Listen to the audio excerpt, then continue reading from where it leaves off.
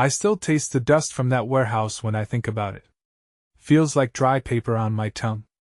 It's strange how some moments stick to you. I wasn't planning anything big that day. Just lunch. A couple of sandwiches wrapped in foil, stuffed in a brown paper bag. I'd done that before, maybe once or twice. Drop by her workplace on my own break, share a quick meal together. It was a small gesture, something I thought kept us close. We'd been married a long time, and life had gotten steady, I guess you could call it. Not the fireworks of the early years, but not cold either. Comfortable. My name's not important. I'm just an ordinary guy in my 50s.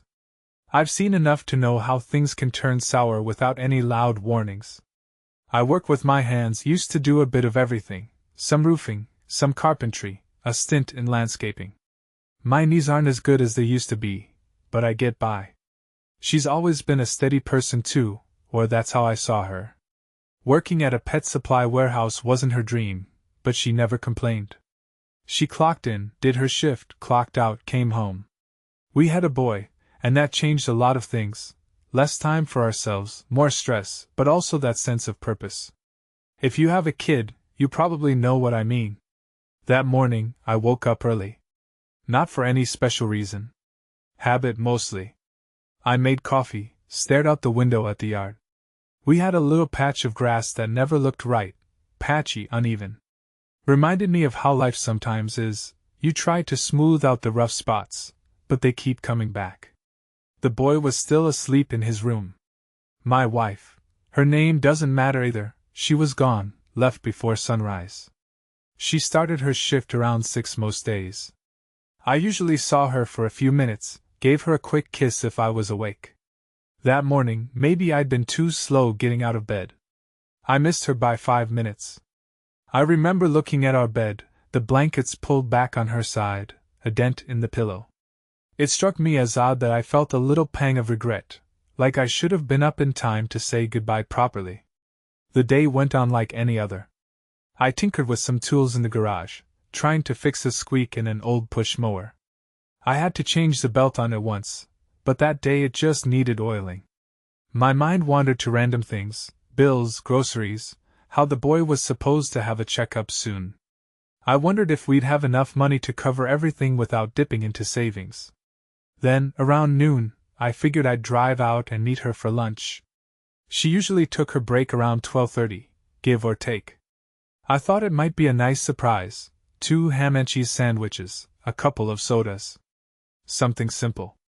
I pulled up to the warehouse, parked in a spot near the loading bay. I'd been there before, maybe once or twice, but never spent much time inside. It's a typical place, concrete floors, stacked pallets, the smell of pet food and cardboard. The place always felt a little grimy, like dust hung in the air no matter how often they swept. My wife worked in shipping, printing labels, checking orders. Her boss, Jim, was in charge of the whole operation. I'd only met him once at some staff barbecue a year prior. He seemed nice enough that day. Shook my hand, smiled, said something about how my wife was a good worker. I just nodded, not really a social butterfly. Plus, people in management always made me a little uneasy. I'd been burned in the past by guys in suits or guys with fancy job titles. They talk sweet when they need you, then drop you when they don't. But that's me. Suspicious by nature. Still, I had no clue what was coming. No reason to doubt my wife or question her late hours sometimes. The boy was my focus, mostly. I wanted him to feel secure. I wanted him to have a life that wasn't overshadowed by money issues or parents fighting. We'd had our share of disagreements, but never anything too big. At least that's what I told myself. So I climbed out of my truck with that paper bag in hand. It was hot out, sun beating down. I remember the sweat gathering under my cap. I walked to the side door she usually used. It was open a crack. Inside, there was a sort of half-light, with dusty beams shining through the high windows. I heard a forklift somewhere in the back, beeping. I didn't see anyone right away, so I moved further in, passing rows of stacked dog food bags and cat litter. The smell was strong, like old grain and something stale. Made me want to sneeze. I kept going, looking for my wife's desk or the break area. Couldn't see it. The place was bigger than I remembered, or emptier. Maybe they'd moved stuff around. My boots echoed on the concrete, and for a second, I felt like I was intruding. There's a stillness in empty workplaces that makes you feel out of place, like you're crossing into someone else's territory. But I had sandwiches in my hand and a plan in my head: find her, say hi, have lunch, head out. Simple. I turned a corner, near these tall shelves stacked with cat litter boxes. Dust motes floated in the air, thick as gnats. I got a faint whiff of something metallic, maybe the forklift's engine or the smell of old machinery. I noticed a sign that said, "Employees only, restricted area." I laughed a little inside, because the whole place was employees only. I kept walking, thinking maybe she'd be in the back, sorting something. Then I heard a noise, faint, like a shuffle. Or maybe it was a thump. Hard to say. But it was definitely human movement. "Hello?" I called out, half expecting to see her come around a corner, maybe in a hairnet or gloves, complaining about the dust. I wanted to see her eyes light up at the sandwiches. She used to love it when I did small gestures. She'd say, "You're sweet," and I'd grin like a fool. Didn't matter that we were older, or that life had worn down some of our edges. In that moment, I still felt like the kid who fell in love with her. Kind of stupid, but that's how I felt. No response. Just quiet. I thought I heard an engine hum or some distant clank of metal. The bag of sandwiches rustled against my jeans. I stepped around another corner, near a set of pallets stacked awkwardly, leaning. The forklift must have left them that way. That's when I realized I might be in the wrong spot. Maybe she was in the office up front. Maybe I should have gone through the main door. But something made me keep moving deeper into that space, like a magnetic pull. I can't explain it. Sometimes you just follow a hunch. That's when I noticed footprints in the dust, heading toward a row of stacked dog food bags. The footprints were fresh, smaller than mine, could have been hers. Next to them, a second set a bit larger. Could have been a coworker. Didn't feel strange at first. People walk around a warehouse all the time. But the way they were side by side, the pattern of steps, felt like two people walking close. Then they disappeared behind these tall pallets of dog food. I paused, wiped sweat from my forehead, and clutched the paper bag. It crinkled in my hand, loud in that silence. I don't know if I sensed something was off, or if I was just curious. Maybe I'm the type who, once I start moving in a direction, doesn't quit till I see it through. Maybe I was just naive. Either way, I turned that last corner. I saw a door that led to a small storeroom. The sign above it was half broken, flickering light overhead. No forklift, no other sound now, just my boots crunching on concrete. I put my hand on the doorknob, found it unlocked, gave it a push. It squeaked. Inside, the air felt heavier, and a musty smell hit me, old cardboard, stale dog food. I stepped in. I remember thinking, this place could use a cleanup. Pallets stacked all wrong, a few boxes ripped open, spilled pet toys scattered around. There was a single light bulb hanging, and it made the shadows sway across the walls. A claustrophobic feeling settled in my chest. I tried to call out her name, but something in me held back. Instead, I just swallowed hard. I noticed a shape in the corner, a stack of boxes with some writing on them, dog treats, or something like that. They formed a kind of makeshift barrier. My heart started hammering. I didn't know why. I took 2 more steps, then another. My eyes adjusted to the dim light. I saw a row of old wooden pallets leaning. They looked like they could fall any second. Behind them, the space opened up a bit, maybe enough for a couple of people to stand. I heard a shuffle again, then silence. My mouth felt dry, drier than the dust in that place. I took a breath and walked around those crooked pallets. I still had that stupid bag in my hand. I remember thinking I'd better be careful not to drop the sandwiches. That's how mundane my thoughts were a second before my life flipped. I reached the edge of those pallets. My boots scraped the floor. Then I saw something, movement. I gripped the bag tighter. I took one more step and I stopped. My eyes landed on a figure with long hair, turned away from me. And there was another figure in front of her, arms around her waist. I froze, mind blank. I stood there, not sure what I was seeing. Or maybe I knew, but my mind refused to process. My throat tightened. I felt a wave of heat flush through me. There was no going back. I was already in it. I think I forgot to breathe. My knees locked. The bag in my hand slipped a bit, and I heard the foil inside crinkle. It sounded deafening in that dead silence. And that's when she must have heard it too, because I saw her shoulder jerk, like she'd been startled by a gunshot. That's where it truly began for me, right there, behind those dusty pallets in a dingy storeroom. The moment I saw her with him, everything else just snapped. Or maybe everything else went quiet. I stood there, my heartbeat in my ears. 5 or 6 seconds, no more. But it felt like an entire lifetime compressed into that single breath. She was bent forward on a pile of boxes labeled Dog Chow. Her legs braced apart. He was behind her, pants halfway down, hands on her hips. I didn't make a sound. Didn't clear my throat or yell or anything like that. Instead, I set the bag of sandwiches on the concrete floor, just placed it there, gentle.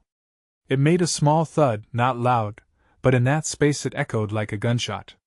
She jerked her head around, eyes going wide. Her mouth opened as if to say my name, but nothing came out. He turned too, blinking like he was dazed. Jim. The boss. He didn't scramble for his clothes, didn't move quick. He just straightened a bit, still gripping her. He looked me in the eye. Like he was deciding whether to say something or just wait for me to blow up. But I stood silent. Maybe I was in shock. Maybe I was too furious to speak. 5 seconds, maybe less, we just stared at each other. My wife, her face pale, still half-dressed, her hair stuck to her forehead with sweat. Jim, standing there, eyes dark. Me, with my fists clenched and my breath stuck in my throat. I didn't lose my temper the way I might have in my younger days. Didn't raise my voice or throw punches. Instead, I just took a single step back and turned around. Walked out without a word. I didn't slam the door. I didn't run. I just left that storeroom. In the hallway, my thoughts were a tangled mess. Part of me wanted to spin around, charge back in, tackle him, demand answers, scream in her face. Another part of me felt hollow, like I wasn't really there. I passed the forklift, walked by the stacks of pet food, out the door into the afternoon sun. The brightness hit me like a slap. I got in my truck, started the engine, and drove off, not even sure where I was heading. I ended up at a strip mall parking lot a few miles away. I sat there, windows rolled up, sweat beading on my temples. I tried to piece together what I'd just seen. My wife. My wife of many years. Doing that with her boss, like it was just another day. My stomach churned. I felt a taste in my mouth like metal. I'd heard stories about men who caught their wives cheating, and I always thought I knew how I'd react. But I was wrong. My rage was silent, turned inward, set fire to my insides. I just kept staring at the steering wheel, feeling my chest tighten until I thought I'd break it. An hour later, maybe 2, I found myself back near her workplace. The place was closing up. A few employees were leaving, chatting, getting in their cars. I didn't see her. I guess she'd taken off. I spotted Jim's car, a blue sedan, parked near the building. I recognized it from that barbecue. He bragged about the leather seats, about how it was just a year old. I circled the lot in my truck, keeping my distance. My head was throbbing, but my mind was strangely focused on one thought: I'm not letting this go. Not tonight. I drove home, feeling this cold fury growing with every mile. I went around to the backyard, near the shed. For weeks, I'd been battling squirrels that got into the attic. I'd set out a couple of cage traps. That morning, before I left the house, I noticed 2 of them had died in there, a trap malfunction or something. They were stuck, rotting. I remember thinking I'd have to dispose of them soon because they were stinking up the place. Instead of tossing them in the garbage, I put them in a plastic bag. They smelled foul, like decay in the summer heat. It made my eyes water and my stomach lurch. But I did it anyway. Then I grabbed the red gas can I used to fill the lawn mower. Had about a gallon left in it. I set it all in the back of my truck, ignoring the voice in my head that said this was insane. Dusk was settling in by the time I got back to the warehouse lot. Jim's car was still there. Maybe he was working late, or maybe they'd gone somewhere, and he hadn't left yet. I parked a ways off, walked quietly across the asphalt, checking around to make sure no one was watching. The place looked deserted. Lights were off in the front office. Perfect. My heart was hammering, but I kept going. I popped the trunk of his car. Wasn't locked. People get careless. The smell of the interior hit me, a mix of cheap air freshener and stale coffee. I opened the plastic bag with the dead squirrels, and the stench practically knocked me back. I gagged but held my breath, dumped them into the trunk. 2 bloated bodies, fermented, flies buzzing around. My eyes stung from the smell.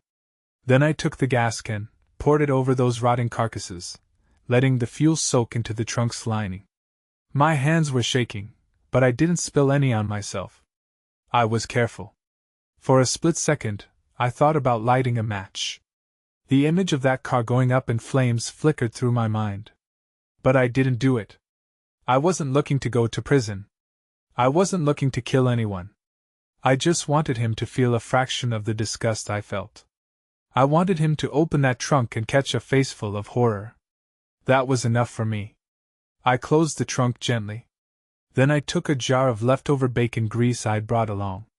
Screwed off the lid, swiped a thick smear across his windshield, big greasy letters. Give her a raise. I pressed down hard, leaving a gloppy, ugly message. My pulse roared in my ears. After that, I stepped back, breathing fast. The lot was silent, empty. I felt a weird calm settle in me, like a switch flipped off in my head. I'd done it. I guess that was my first real step into a place I'd never been before. A place where you do something unhinged, and you don't look back. I walked away, got in my truck, and drove off. I headed to a quiet spot by the old water tower on the edge of town. I parked there, climbed into the back of my van, well, more like a camper shell on my pickup, and lay down. My mind was whirring with thoughts. How she looked, how he looked, what they were doing, how calm I felt pouring gas on those carcasses. It didn't feel real. I thought I'd cry or rage. But I didn't. I closed my eyes. Eventually, I fell asleep. It was the deepest sleep I'd had in years. No dreams, no nightmares. Just darkness. I woke up at dawn, my back stiff, a crick in my neck. For a moment, I forgot everything. Then it came rushing back like a flood of cold water. I sat there, breathing in the morning air. Part of me wondered if I'd regret what I'd done. Another part told me I didn't care. I felt, not good, exactly, but steady. Maybe that's what people call numb. I just felt numb. I drove home. She wasn't there. I guess she was avoiding me or staying with a friend. The boy was away on some school event. He'd been invited to a friend's for a sleepover. House was empty. Still. Quiet. I walked into the kitchen, opened the fridge, took a swig of orange juice straight from the carton. Then I leaned on the counter, staring at the wall. The image of her in that storeroom wouldn't leave my head. Jim's face. Her body. The way she jerked away when she realized I was there. I thought maybe I'd smash something or punch a wall, but I just stood there. After a minute, I went to the living room, sank into my old recliner, and turned on the TV. Didn't matter what was on. I just needed the noise. But inside I heard another noise, like a dull roar, an echo of that moment in the warehouse. It wasn't going away. For a couple of days, we pretended nothing happened. Or maybe we just avoided each other so well that we didn't have to pretend. She sent me a text. We need to talk. I ignored it. She tried calling once or twice. I didn't pick up. I slept in the van again, parked behind the house. I didn't want to share the same bed with her. Couldn't stand the thought of her next to me, like everything was normal. But we didn't split up right away. We had a routine, bills to pay, a kid to raise. Life doesn't freeze just because your heart's been stomped on. The boy came home from his friend's place, none the wiser. He asked where Mom was, and I said she had to work late. He shrugged and went to his room. He was never the type to pry too much. I remember watching him walk down the hall and thinking, he's such a good kid. Good manners, quiet, with a big heart. I felt proud of him. But at the same time, I started noticing little things. The shape of his nose. The color of his hair. I'd never questioned them before. Now I was looking for clues. Trying to see if he was mine or not. And that made me feel guilty, because I loved him either way. Yet the thoughts were there, creeping in at the corners of my mind. About a week later, she finally came home in the evening. I was sitting at the kitchen table, paying bills. She walked in like a shadow, set her purse down. We looked at each other across the dim light of that single lamp above the table. She didn't cry or fall at my feet. She just stood there, eyes rimmed with exhaustion. I could see she'd been losing sleep too. "We should talk," she said, voice barely above a whisper. "I guess," I replied, not looking up from the electric bill. I heard her swallow, heard the rustle of her jacket as she took it off. "I'm sorry," she said. I held up a hand, not wanting to hear it. She stopped mid-sentence. We stayed that way a long moment, the silence so heavy it felt like it'd crush us both. Then I said, "The boy's in his room." She nodded. "He doesn't know anything." I nodded back. Then I stood, grabbed my keys, and walked toward the door. I didn't even give her a chance to continue. I think I was afraid if I listened, I'd start yelling or break down, and I didn't want either. In the driveway, I stood for a moment, feeling the cool air on my face. I stared at the sky. A few stars were out, faint under the streetlights. I wondered how many other men were out there, discovering what I'd discovered. Maybe a lot. Didn't make it any less personal. I drove around aimlessly for a while that night, ended up back in the van behind the house, lulled myself to sleep with the thought that tomorrow was another day. Weeks turned into months. We avoided the elephant in the room. Our boy needed us, school projects, doctor visits, that sort of thing. Summer rolled around, and he got a weird rash on his arms and chest. Then one afternoon, he started wheezing, like something was stuck in his throat. I rushed him to the ER, panicked. She met me there. We sat together outside the exam room, both terrified. For a moment, our anger fell away because we were just parents worried about their kid. The doctor came out, looked at us with concern. Said something about a rare allergy, sesame seeds, peaches, odd combination. He wanted to do more tests. My wife looked confused, asked why that would matter. The doctor explained that usually these allergies were hereditary, but not always. Then he said offhandedly, "I've seen this once before years ago. The father of that kid had the same problem, Jim, I think his name was. His father had it too. Strange it's showing up again." I froze. She froze. We didn't look at each other. The doctor didn't notice anything amiss. He just kept talking about treatment plans, EpiPens, diet changes. My mind was roaring. Jim. That name echoed. The same man I'd seen in that warehouse. The same man whose trunk I'd filled with dead squirrels and gasoline. The same man who, apparently, might have passed on a genetic quirk to my son. For a second, I thought I might throw up right there in the hallway. But I swallowed hard. I forced myself to just nod, keep silent. We moved into the room to see our boy, who was still wheezing a bit but stable. I sat beside him, held his hand. My wife stood across from me, eyes red. She whispered, "He'll be okay, right?" I nodded, not looking at her. "He'll be fine." Then I focused on my kid, brushing the hair off his forehead.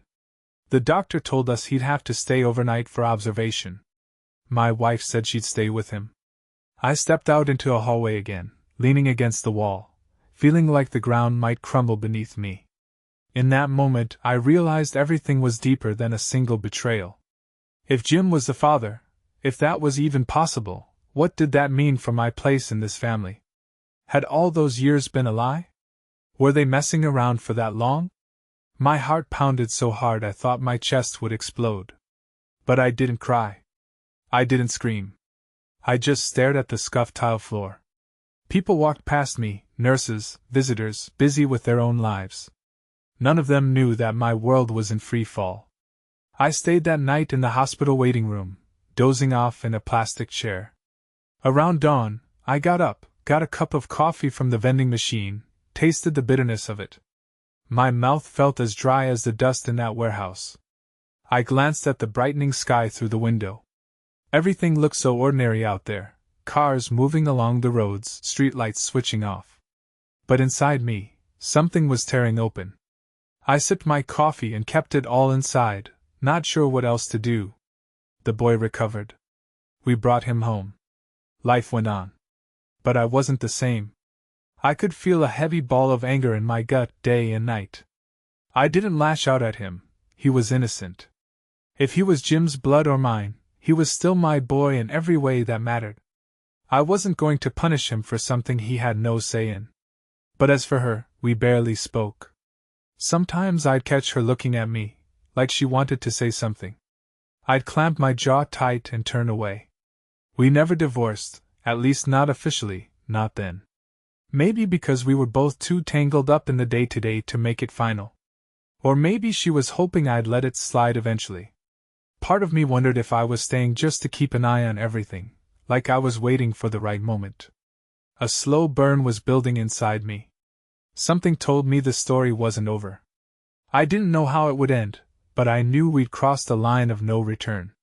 I went about my job and kept my head down. She still worked at that warehouse, but from what I heard through bits of gossip, Jim was acting distant, maybe worried I'd come after him again. I saw him once in the grocery store aisle. He pretended not to see me. I watched him hurry away, face pale. I should have felt triumphant, but I just felt numb again. Months passed. My boy turned another year older. He got tall, had her eyes, but something about his smile sometimes reminded me of that man. I tried to ignore it. I told myself I was overthinking. But the doubt never left. One afternoon, out of nowhere, a memory hit me, that moment in the warehouse, the smell of dust, the heat of embarrassment, the rage swirling inside me. I remembered how my life changed in those 5 seconds. I realized I wasn't going back to who I was. This was me now, quiet, watchful, harboring a cold anger that wouldn't die. A couple of years slipped by. Sometimes I wondered if we were just going through the motions, her and me, under the same roof but hardly talking. The boy noticed, I'm sure, but he kept his distance. Kids sense tension, but they also adapt. He had friends, hobbies, the usual teenage stuff. I did my best to be there for him. I made sure he had what he needed, rides to practice, a new pair of sneakers when his wore out. Meanwhile, she and I lived like roommates who barely saw each other. I'd think about Jim, off and on. I'd wonder if they were still sneaking around. But I saw little evidence. Part of me didn't care anymore, another part wanted to bury him. That feeling grew stronger on a random day, when I overheard my son talking on the phone. He was in his room, door cracked open. I was passing by with a load of laundry. I heard him say, "Hey, Uncle Jim, yeah, I'll be there." It stopped me cold. Uncle Jim. My hands shook, nearly dropped the laundry. I stood there, listening. My boy kept talking, something about meeting at the warehouse, or maybe at Jim's office. I couldn't get all the details. But the word uncle stuck in my throat like a fishbone. That night, I asked him casually, "So, you got an uncle you hang out with?" He looked at me, blinked. "Yeah, Mom's boss. She told me to call him Uncle Jim. He's just helping me with some stuff." My heart pounded, but I kept my face neutral. I just nodded, said, "Okay," and walked away. A few days later, I rummaged through some old boxes and found a small digital recorder, one I'd used to record home projects or keep track of to-do lists. I stuck it in my pocket. When my boy left the house for Jim's place, some new office he'd apparently moved to. I told him I'd give him a ride. I dropped him off, but before he got out, I slipped the recorder into his backpack. I felt dirty doing it, like I was betraying my own kid's trust. But I had to know. I had to hear what they said together. Was Jim grooming him? Was he telling him lies about me? I felt sick just imagining it. Later, I retrieved the recorder from his backpack when he was busy in his room. I listened, earphones plugged in. Most of it was just my boy asking questions about some computer program, Jim giving instructions. Then, near the end, I heard my boy say, "Hey, Uncle Jim, you still talk to Mom a lot? I hardly see you around the house." And Jim replied, "Not so much these days, buddy. Your dad, well, let's just say things are complicated." Then the tape clicked off. That was it. Not the smoking gun I'd expected, but it confirmed they were close enough to share casual chatter about me. I wanted something more.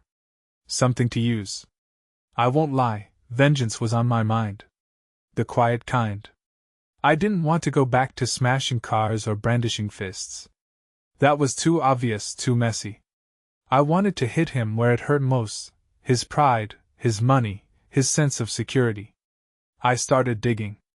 I remembered that Jim bragged about his finances at that barbecue, about how he had clever ways of saving on taxes. I also remembered my old buddy from years back, a guy who'd become a CPA. Let's call him my accountant friend, though I won't name him. I paid this friend a visit, told him I suspected Jim was doing shady business. Maybe fudging numbers or taking kickbacks.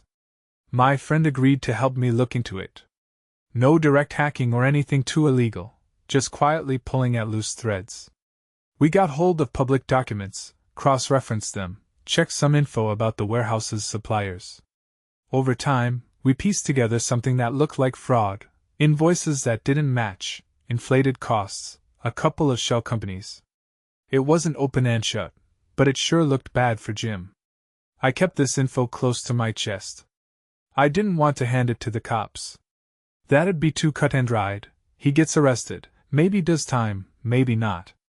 I wanted him to feel the ground crumble under him, the way I had in that warehouse. So I waited until Christmas rolled around. My boy was staying with friends for the holiday, some ski trip. Good. Less chance of him seeing the fallout. I found Jim's home address online. I'd had it once but misplaced it. He was married too, though I never met his wife. All I knew was she came from a well-off family, or so he'd said. I gathered every scrap of evidence we'd found, statements, printouts, scribbled notes, and arranged them in a neat folder. I wrote a simple note on top. "Merry Christmas. Ask your husband about these." Then I drove out to Jim's place late on Christmas Eve, parked across the street. The houses were lit up with festive lights, glowing red and green. I saw a big wreath on his door. Everything looked cheerful, cozy. I felt a knot in my gut. I crept up, slid the folder under the front door, and left. That was it. No dramatic confrontation. No fireworks. Just a silent delivery. Then I drove home. My wife was out, presumably with some relatives. The house was dark. I sat by the tree in our living room, nothing fancy, just a small artificial thing with a few ornaments. I turned on the colored lights. They blinked in the silent room, casting shadows on the walls. I thought about my boy, up in the mountains, maybe laughing with friends, oblivious to the storm I'd just set in motion. A month later, I heard Jim had been fired.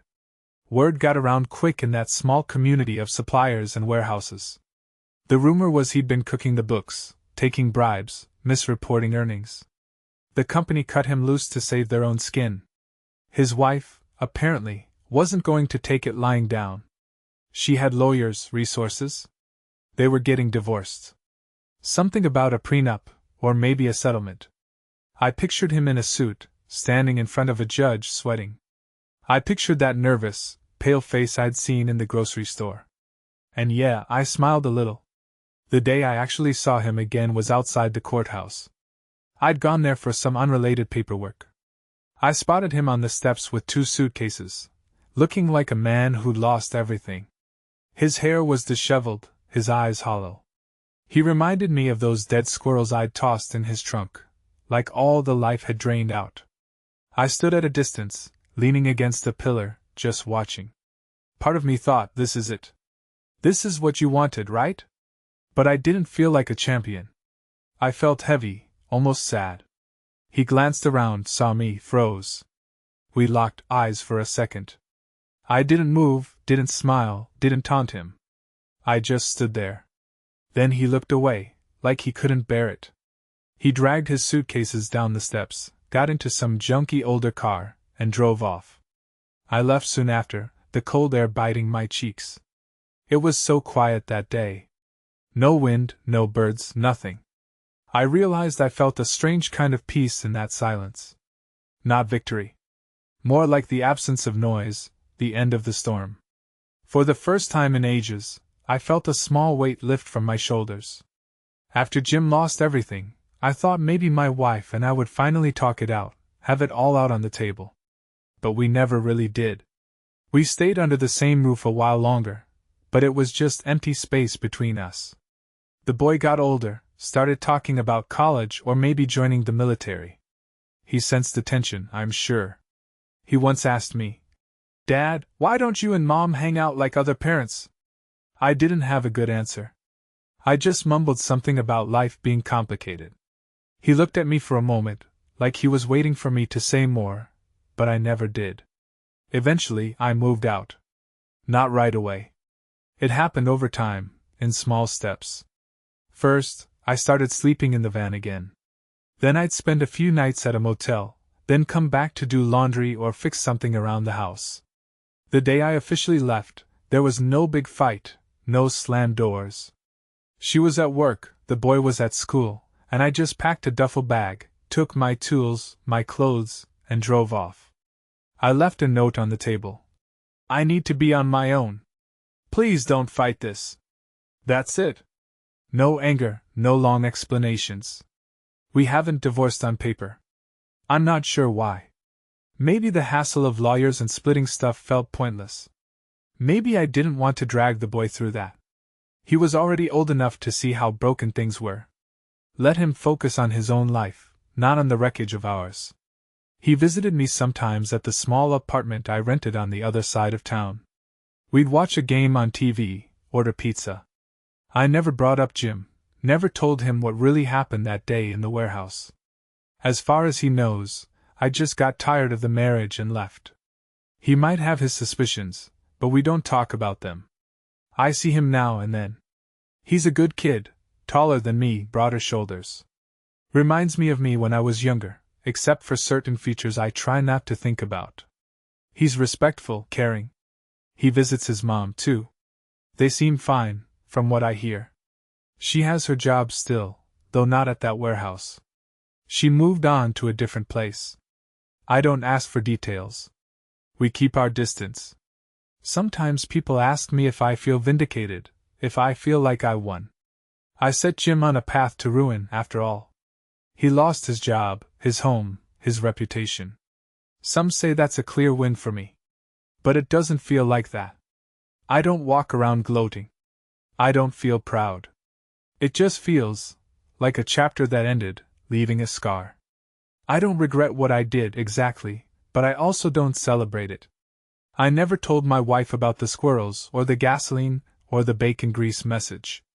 I never told her how I passed all that evidence to his wife on Christmas Eve. Part of me wonders if she guessed. Part of me doesn't care. I think back to the day I found them in that warehouse. I still picture the dust floating in those beams of light. I can almost hear the distant hum of a forklift, the faint shuffle of their movement. And I remember setting the sandwiches down, gently, like I was placing a glass figurine on a shelf. That was the last pure moment I had before my life split in two, the man I was before, and the man I became after. I left that storeroom with a silent explosion going on inside me. There's a stretch of road outside town, near an old diner we used to go to on date nights. It's a lonely place, rundown, not much traffic. Sometimes I drive out there and park by the field, letting the engine idle. I think about how simple life seemed when we were younger, nights at that diner, talking about everything and nothing. We were just kids, really, trying to figure out how to pay rent and still have enough for a burger once a week. I'll sit there, headlights off, and watch the sky. The stars don't look the same anymore, though. They look farther away. I don't blame them. If I could go back, would I do anything differently? Maybe. Maybe I'd ask more questions earlier. Maybe I'd spot the signs of distance growing between us. Maybe I'd talk to her instead of letting the silence grow. But I can't rewrite it.